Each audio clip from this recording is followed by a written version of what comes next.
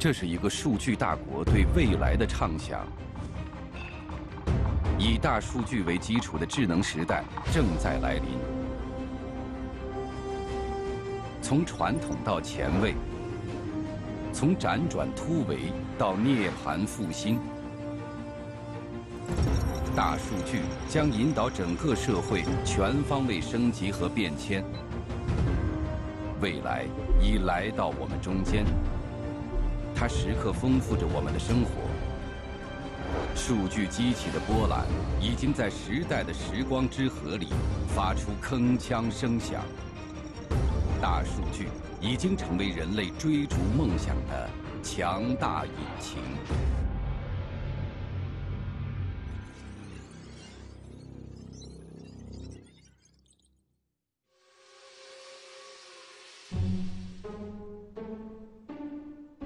从1769年，法国人居纽制造了世界上第一辆蒸汽驱动的3轮汽车开始，汽车的革新发展一直贯穿了整个工业革命的发展历程。自汽车诞生的那一刻起，它就是为了要解放人类。如今，人类使用了120多年的方向盘即将消失。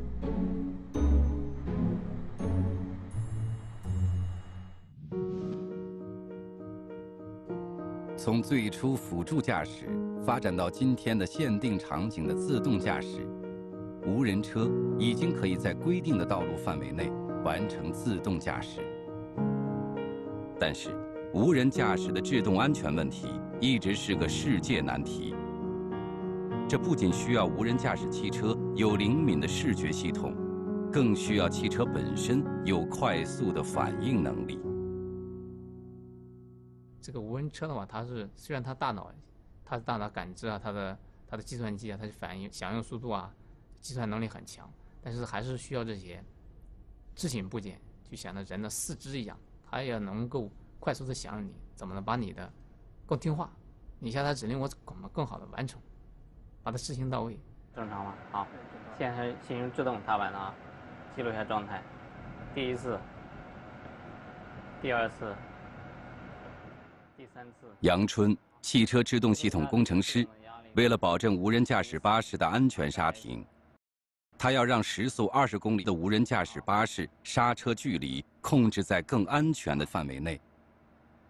我们后面呢也是进行了一些分析测试，发现它跟人踩那个整磅减压速度来比呢，它比较慢。从开始下达这个指令，让它制动到它的减压，它的最大压力，就是最大制动力的时候，它要经历0.8秒，但这个0.8秒呢，就是这个车已经最终它刹车的距离达到了7到8米，从一个拐角处冲出一个小车或者一个小朋友，那这个距离如果像原来的话，它在5米以外冲出来，我有可能都会撞上。能否破解无人驾驶巴士的刹车难题？杨春拿出了自己的秘密武器。叶师傅，你这个开车是开了多少年了？这么多开车已经开了30多年了，今年34年了。大巴、中巴、轿车、商务车都开过。叶有兵拥有30多年驾驶经验的老司机，持有 A1级驾照。杨春邀请叶师傅来助阵，不是为了乘坐无人巴士，而是要完成一项特殊的试验任务。叶师傅，你先把这个线什么连一下。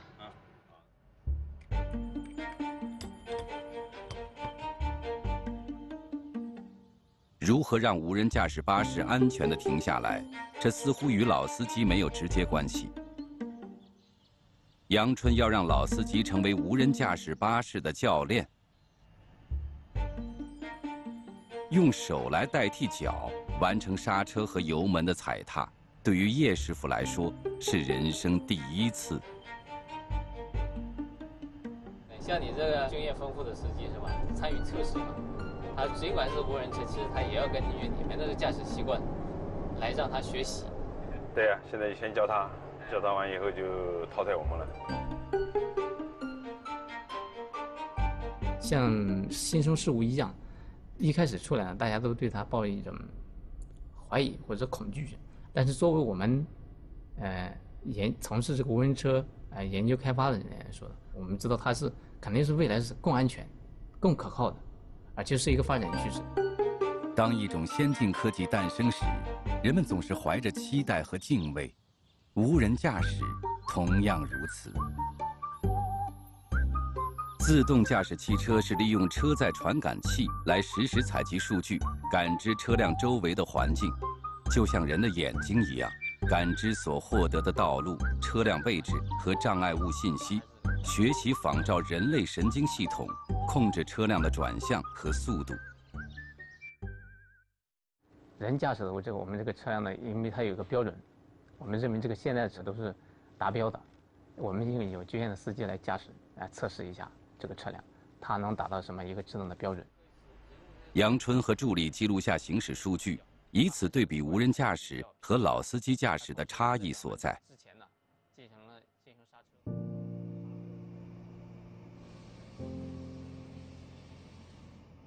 1769年，在法国诞生的人类第一辆蒸汽汽车卡布奥雷撞上了兵营的外墙，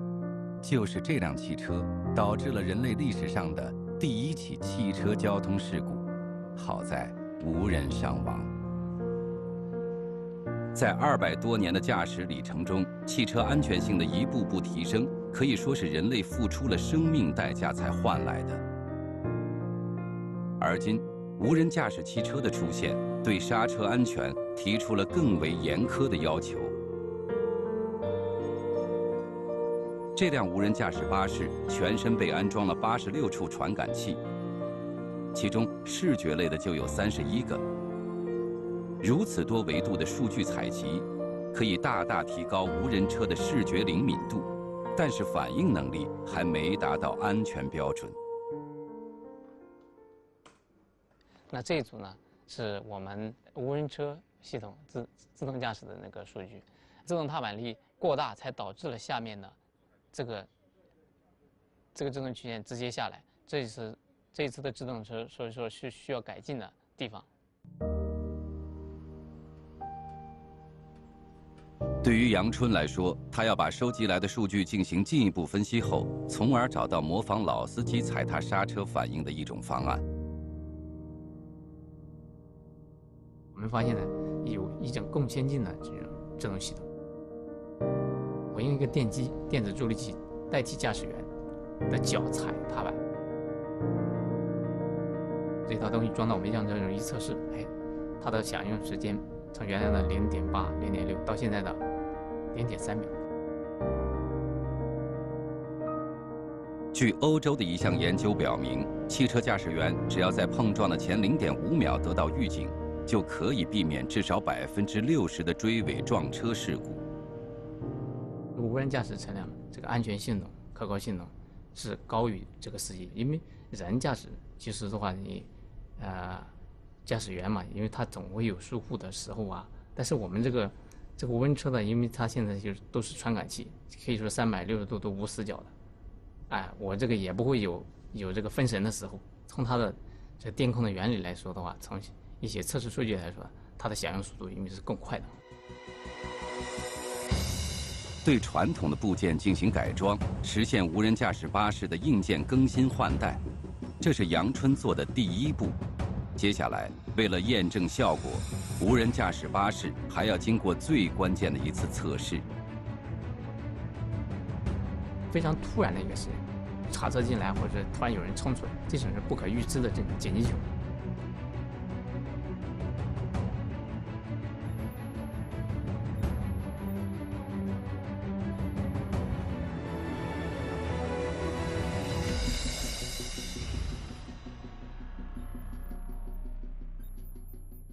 20公里的巡航车速的时候，我给他下达一个刹车的指令，从他开始响应到这个车刹停，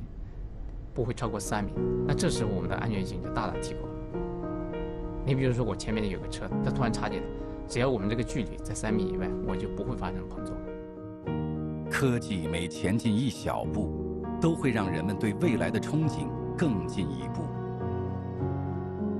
截至目前，全球尚未制定、实施完善的无人驾驶安全标准，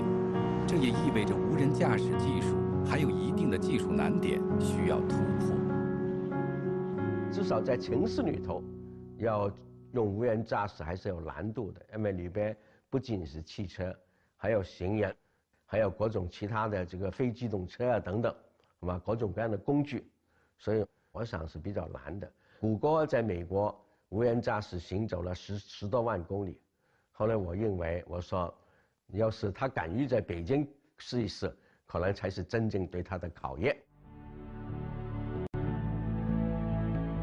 人类一次次发明创造，又一次次突破自己的极限。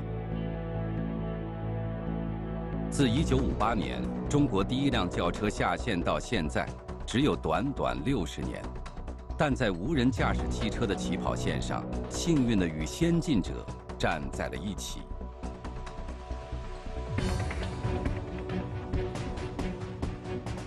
工业革命实际上是真正的释放的是人的体力，一个是把人从繁重的体力里面释放出来，第二呢，放大了人的这个体力，而信息革命带来的实际上是对我们人类的这个智力的一个很多的繁琐的脑力劳动的一个释放，同时也是对我们智力的一个增长。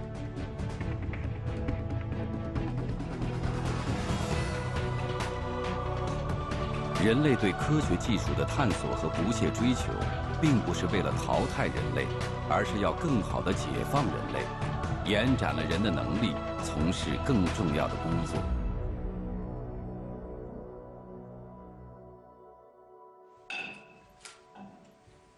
今天，北京互联网法院依法公开开庭审理原告这是关于抖音短视频信息网络传播权纠纷的庭审现场。自北京互联网法院建立以来受理的第一案，也是互联网法院遇到的一种新型复杂的知识产权纠纷案。法庭只有法官，没有书记员，也没有法警，2个屏幕显示诉讼双方。互联网法院突破了传统法院的审理模式。通过互联网受理和审判在互联网上所产生的各类纠纷案件，其中包括互联网购物、网络著作权、互联网金融纠纷等11个类别。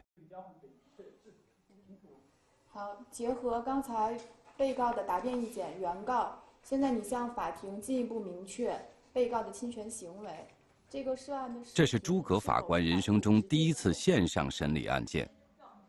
据统计，本次在线旁听案件人数高达1.6万人次。这样的司法审判模式使得司法审判更加透明，但前所未有的关注让他感受到了巨大的压力。这个时间确实是比较痛苦的，就是它会需要你投入更多的精力，就是比如说免不了的要加班，要看大量的资料，要学习很多。这样完成你的身份的转换，因为你的使命是要在这个网络空间的治理方面发挥一定的作用。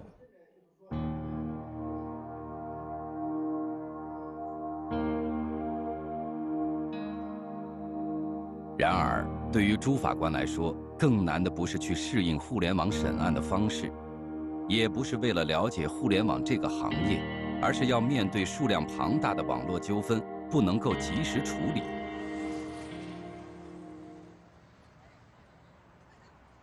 据统计，2018年1到9月份，中国电子商务零售总额达到62785亿元，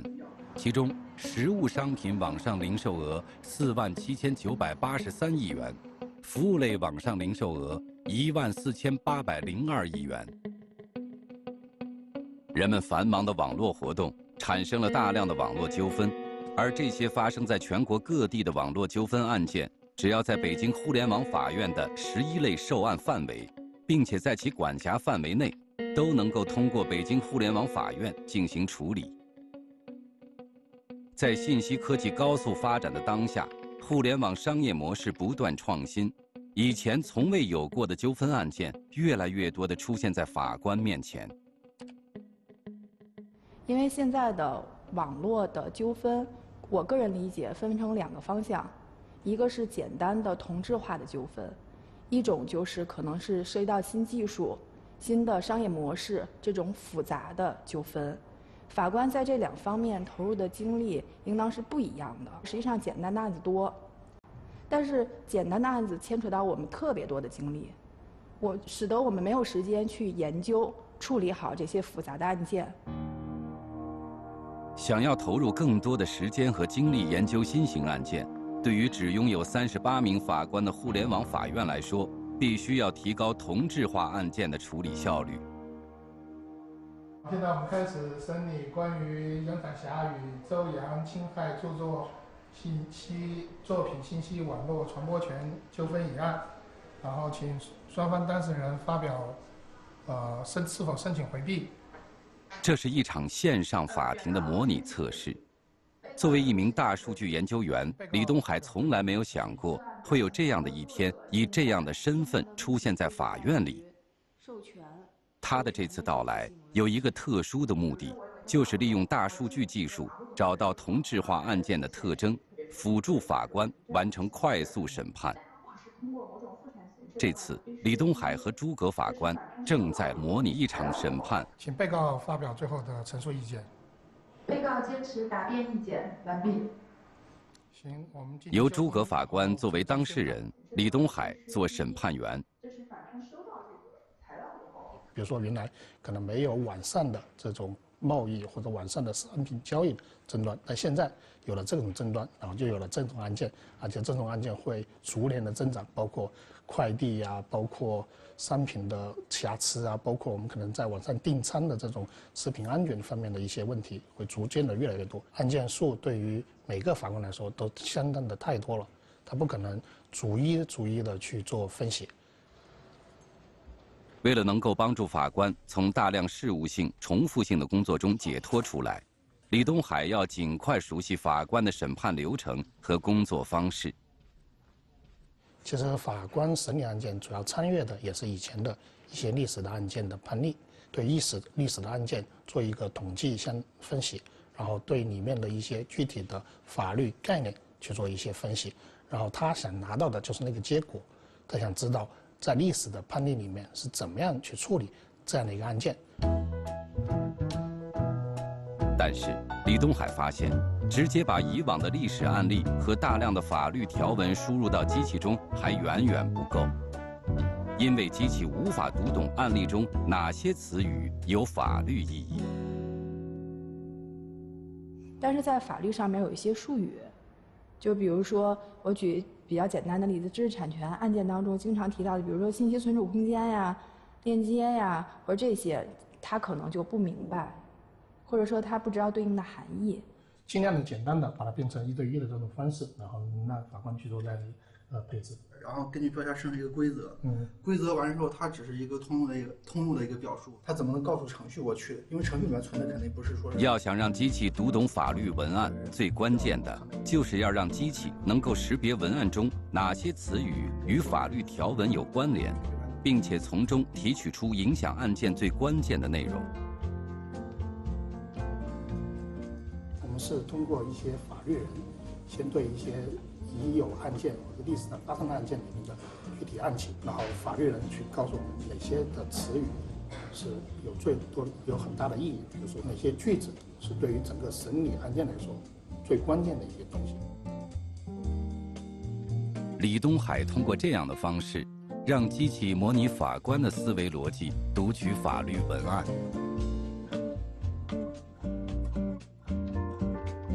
通过对6200多万份公开的裁判文书进行案件分类，梳理出具有法律意义的语句，打上数字标签。通过图谱的数据处理形式，让所有的关键词进行关联，从而形成对案件分析的一种逻辑。当法官再次遇到同类案件，机器就可以自动生成供法官参考的裁判文书样本。比如说，这是一个真实的案例，在这个真实案例里面，它讲述了一些文字的一些信息，但通过机器去阅读这些文字的一些信息，去总结出来它的一些相关的一些要点。比如说，它这一个案件的主要的作品类型是图片，然后它的权利人地位是一个著作权人，然后还有它的行为是一个比如说那个作品在网络传播，您是一个摄影师，您拍了一张照片，然后被别的网站用了，那可能千千万万的摄影师都是这个一种的被侵权的这种方式。所以我们在遇到这种案件的时候，就完全可以用这个文书生成自动的系统来处理。如今，朱法官可以借助智能化的手段，更加快速高效地处理同质化的案件。他将获得更多的时间去研究新型复杂的案件。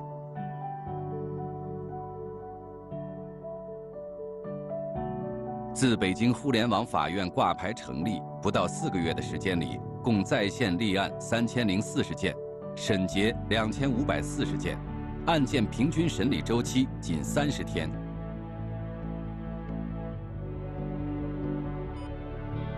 如今的互联网不仅仅再是信息交流和传播的媒介，也不仅仅再是基本的生活和工作的平台。越来越多的人借助互联网走上了创业之路，无论是网络交易或者网络服务，都不应该是法律的盲区。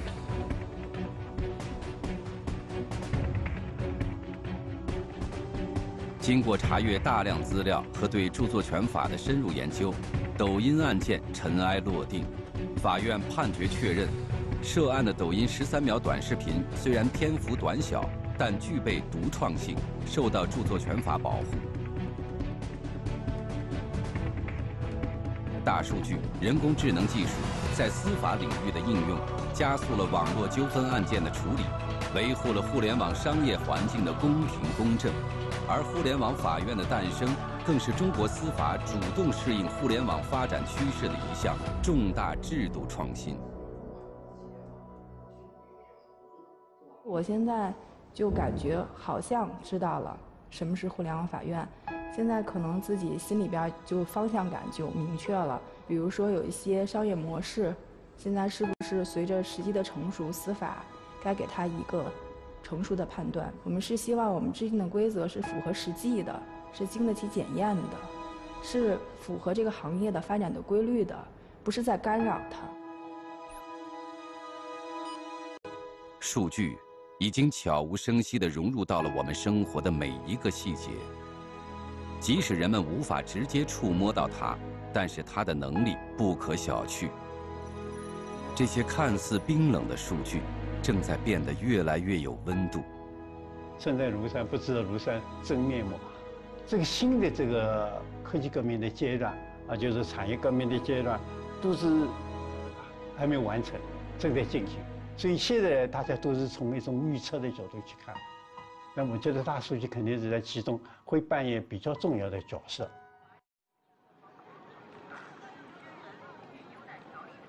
今天晚上，纪录片摄制组要接一位特殊的客人。顾老师，辛苦了，辛苦了，不客气，不客气，不客气，不客气。这个人就是郭刚堂。郭刚堂就是电影《失孤》的人物原型。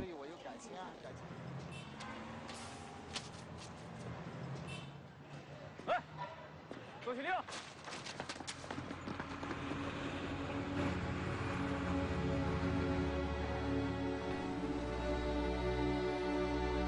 1997年，郭刚堂的儿子不幸被人拐走，当时只有2岁。这一找就是20多年。这次他已经不知道是第几次踏上征程，也不知道走过了多少路，去过了多少个城市。他的目的就是要找到自己失散多年的孩子。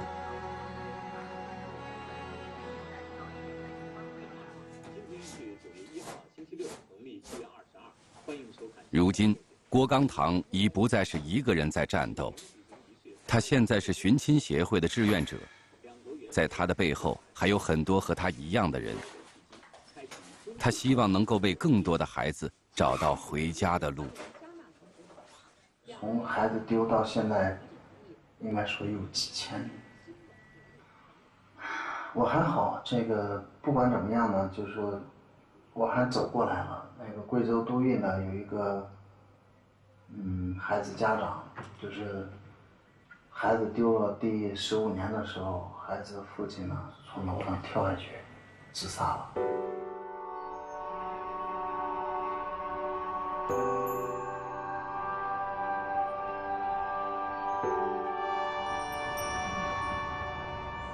哎，督导，介绍一下，这个郭刚堂郭老师，之前跟你。郭刚堂见到了提供公益支持的技术团队，这是一个专注于人脸识别技术的团队。摄制组希望他们能够帮助到郭刚堂。那这样的话，我就带了一些那个相关的一些图片。你看，就像我家孩子这样的很多，是吧？对。这个2、3岁他就走失了，像这个，咱通过什么样的手段？这些人的图片，我们经过深度学习之后，都已经达到了跨15年的这个比较准确的预测。所以呢，就是说，当然了，还是尽量提供小孩这个多角度照片。他此次也把其他丢失孩子的照片带来，交给了技术团队。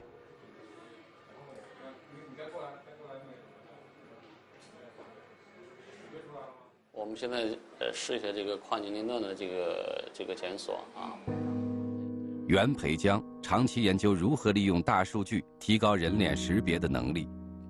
这次他将和团队尝试利用最新的人脸识别技术，帮助郭刚堂和与他一样不幸的父母寻找到孩子。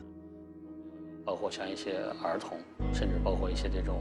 边远地区的留守儿童的这种安全和保障，甚至说校园，这其实都是我们从事技术、从事科研，你必须要面对的一个问题。你做的很多技术，并不是说放在图书馆、放在象牙塔、放在故纸堆里，你应该去把你的技术去服务这个社会，让这个社会变得更好。人脸识别是基于人的脸部特征信息进行身份识别的一种生物识别技术。用摄像机或摄像头采集含有人脸的图像信息，自动在图像中检测和跟踪人脸，提取人脸的相关特征，与目标人脸的特征进行匹配。通常也叫做人像识别、面部识别。如今，这项技术已经运用到我们生活的各个领域，与我们的生活越来越密不可分。然而，对于寻找丢失儿童来说，其最大的挑战就是要面临把跨越几年乃至10几年的人像进行识别，这要比常规的人脸识别难度大很多。这对整个这个领域都是一个很大的挑战，因为孩子从童年到成年之间会有一个非常大的变化。还是我觉得还是跟光线和角度，刚才那儿应该有光。识别失败，原因是什么？有角度，光效。我们再试一下，好吧？看看还有别的什么办法去补偿一下。一个正常人因成长、骨骼发育、容貌变化最大的是从2岁到10岁这个阶段，然后是10岁到18岁。这是真实的这种走失的这种儿童。郭刚堂提供的人像照片大都是10几年、20几年前的照片，再加上年代久远或保存不当，有些人脸的特征并不明显了。袁培江需要在有限的脸部特征中完成匹配，这是袁培江团队目前还无法解决的一个技术难题。上个世纪90年代，很多孩子拍那个照片啊，它不是数码照片，是一般是在照相馆拍的那种很老的照片，而且这些照片呢，它在长期这个保管的过程中啊，有可能会有一些变化啊，你比如可能会沾了一些污点啊，或者说发霉了什么之类的，这些可能都会影响这个人像比对的效果。袁培江要对机器进行一项特殊训练，他要让机器能够认识存在部分遮挡等变化的人脸。在这个数据库中，每位志愿者要采集100张以上的照片，尽量覆盖志愿者所有年龄段，包含正脸、侧脸、低头、不同发型、化妆不化妆、各种状态的。照片像素有极清晰的，也有像素较低的。用了大数据，这个时候它的模型、它的特征不是人为去选择的，它是通过机器、通过数据的分类，直接去筛取这样的一些特征呢，对一个人脸可以采用各种的标记，那么它的分辨的就是这个力度就会非常非常的精细了。袁培将基于海量数据，利用深度学习技术，找到一种人脸的有效表示方式，自动对图像中的人脸提取数百个特征，作为这个人脸的唯一标识。当人脸匹配的时候，机器就会把这些特征数据进行一一比对，从而得出匹配的相似度。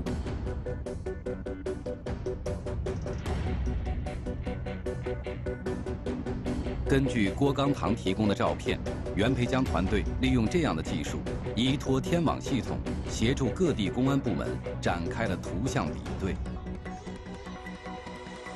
争取能够实现2、3岁孩子的照片能和20多岁的照片，甚至30多岁的照片能够比对成功。这样呢，就在 DNA 这个手段之外，又发现了一个新的这个破积案，找回被拐多年孩子的手段，这个非常有意义。我们暂时还无法得知郭刚堂的孩子能否找到，也无法得知有多少父母能够通过这样的方式找到自己的孩子。但是这样的技术让他们看到了希望。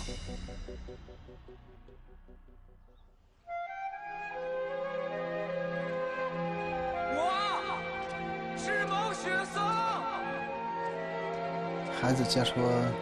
设真的有一天站到我面前的时候，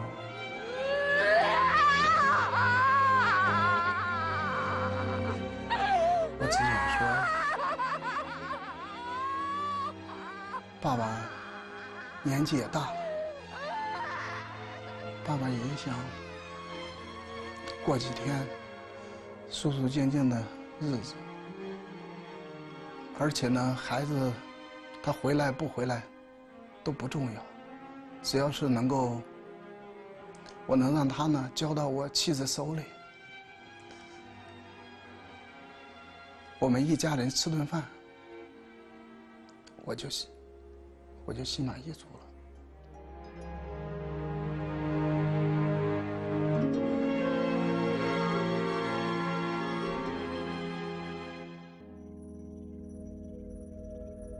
大数据技术的发展，让人们的生活变得更加智能、有序。人与自然的关系一直是人类思考的哲学命题。通过数据，人类最终要实现人与自然的和谐发展。据统计，从公元前206年到1949年的这2150，李胜，一名在水利行业工作20多年的研究员。他正在尝试利用大数据预测洪水。此刻，他正在等待一场至关重要的雨，以完成这次意义非凡的实验。嘉盐水利枢纽工程是迄今为止贵州省最大的水利工程。汛期即将来临，在工程完成之前，嘉盐水库时刻面临洪水的威胁。我们叫施工期洪水预警预报，那么施工期大坝还没有修好，它的防洪能力还比较差。这个时候如果来一场洪水，预报不及时，会对我们施工的这种建设队伍的安全，那么会造成重大的这个危险。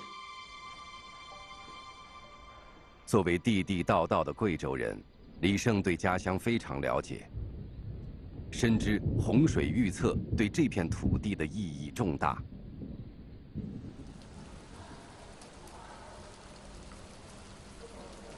大雨如期而至，李胜团队恰好需要这场雨来完成对水库的洪水预警测试。这是大数据平台第一次进行洪水预测的实战。如果测试准确，这套通用模式将在全国推行。以前呢，我们进行洪水的演算，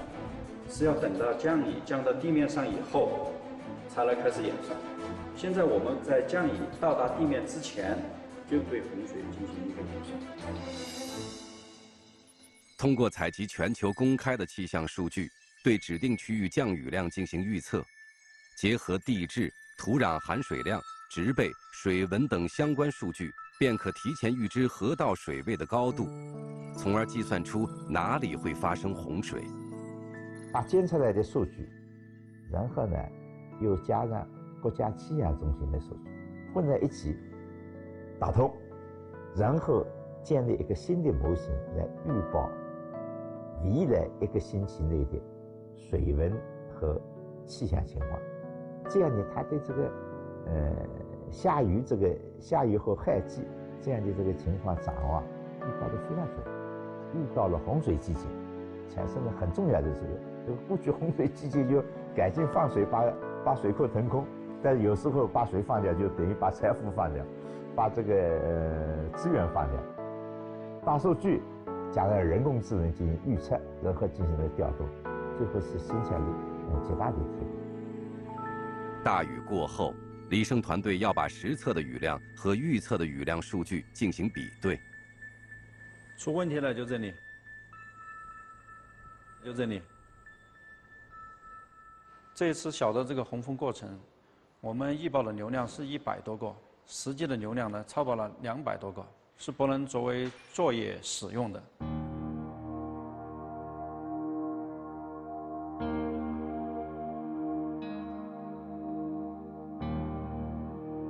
我们做洪水预报的这个研究呢，已经有接近20年的时间。从整个行业来看呢，对我们是有一些疑问。全球的一些科研机构，他们都没有做出来，我们能做出来吗？外部、内部啊，应该说是对我们构筑这么一个大数据平台，都是打了很多的问号。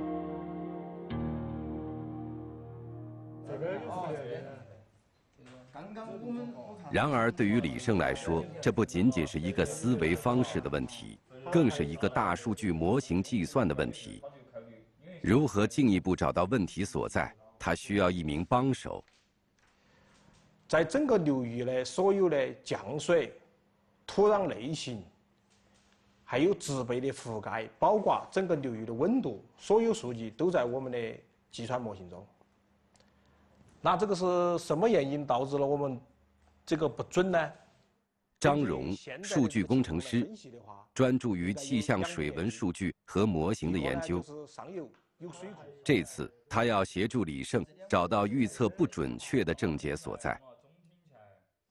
影响洪水预报的这个准确性的一些数据呢，主要是降水数据，这一个一定要准确。然后第二个呢，就是它的这个地形地貌。那也就是说，我们要根据这个地形地貌来分析它到底是山区还是平原。然后第三个呢，就是它的土壤植被情况。只要有一个重要的因素没有考虑到，都会导致预报结果不准。一筹莫展之际，张荣决定用最传统的方式寻找答案，那就是实地考察。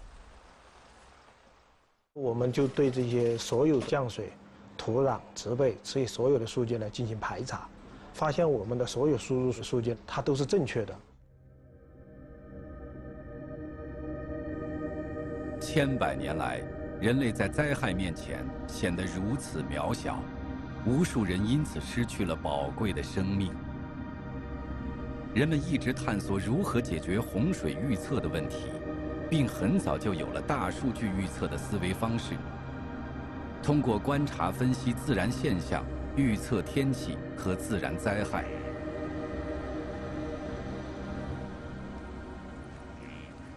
我们很多数据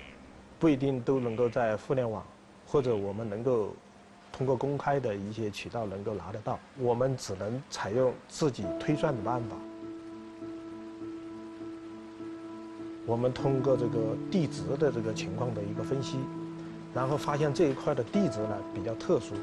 特别是在夹烟中部的位置。贵州地貌属于中国西南部高原山地，其中岩溶地貌发育非常典型。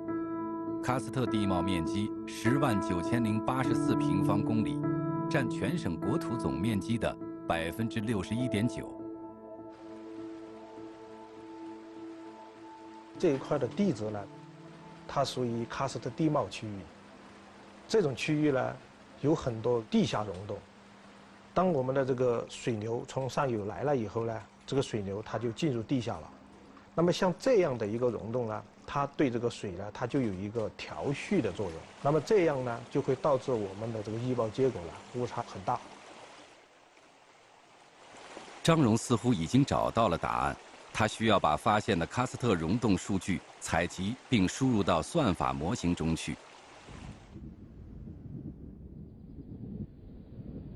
一场大雨的考验再次来临。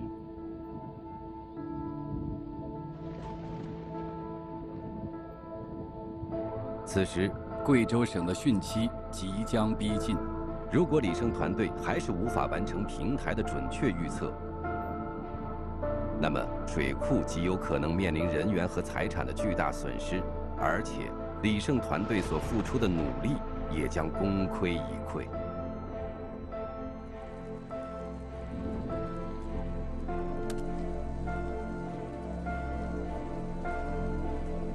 我们就把这个溶洞它的这种泄流能力，包括它的蓄水能力和它的调蓄能力，这些所有的参数和数据呢，输入到我们的模型里面去。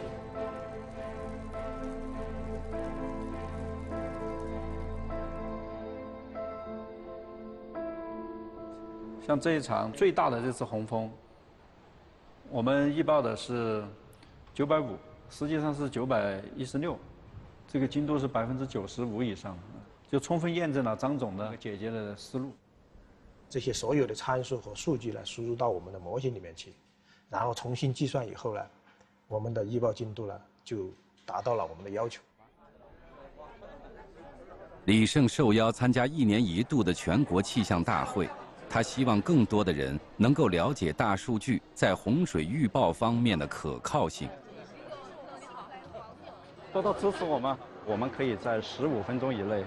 把全国的洪水都算出来。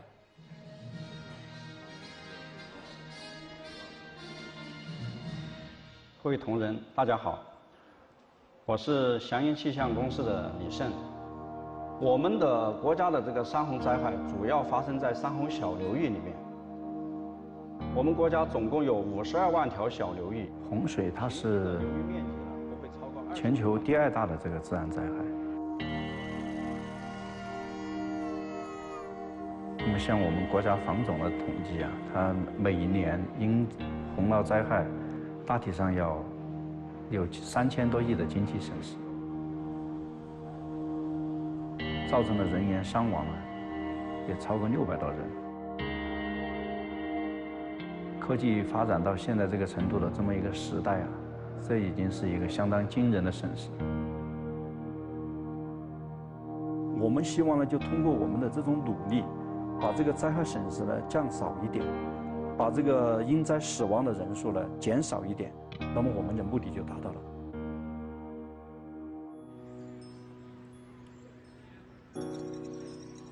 我们正在迎接一个全新的时代。在这个时代里，最可贵的是人的创造性和打破边界的能力。如今，5G 技术的快速发展将会带来一场更大的改变，人类也将迎来真正的万物互联、无处不智能的时代。5G实现这种万物互联以后，像我们国家有很多的这个农村啊，其实医疗条件很差嘛。所以它通过5G，我们的很多的专家可能他还是在大城市啊，但是他可以通过远程这种方式啊来进行远程的诊疗，包括一些这种远程教育。现在我们进入了一个很重要的一个拐点的转型点，就是新阶段正在开启，而这个新阶段所带来的一个背后一个深层次的一个变化，就是信息技术从工具。从助手向引领者转变，同时呢，催生新经济形态的形成。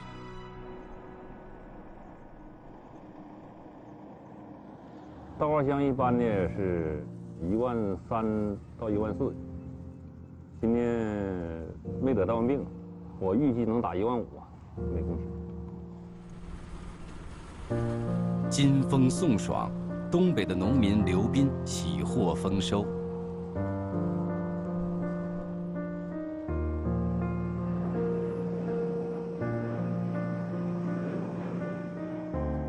收集飞机产生的飞行记录，通过对飞行记录分析，对这个航道飞行员驾驶习惯等的相关性的分析呢，来优化航油的这个加载量，从而达到这个节省航油的目的。孙元浩团队研发的基础软件已经逐步应用于民航，每年可为拥有80架客机的民航公司节约燃油费2000万元。2022年冬奥会即将到来，王倩团队也接到了奥运交通线路优化方案研究的新任务。我们看见这个其实就是一个典型的一个误食。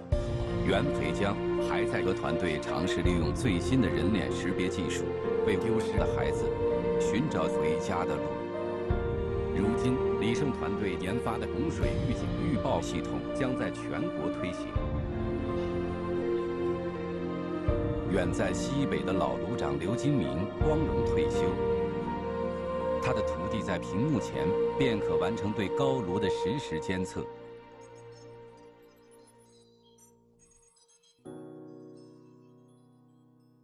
再过1-2个世纪，回顾我们今天所处的这个时代，后人一定会感叹，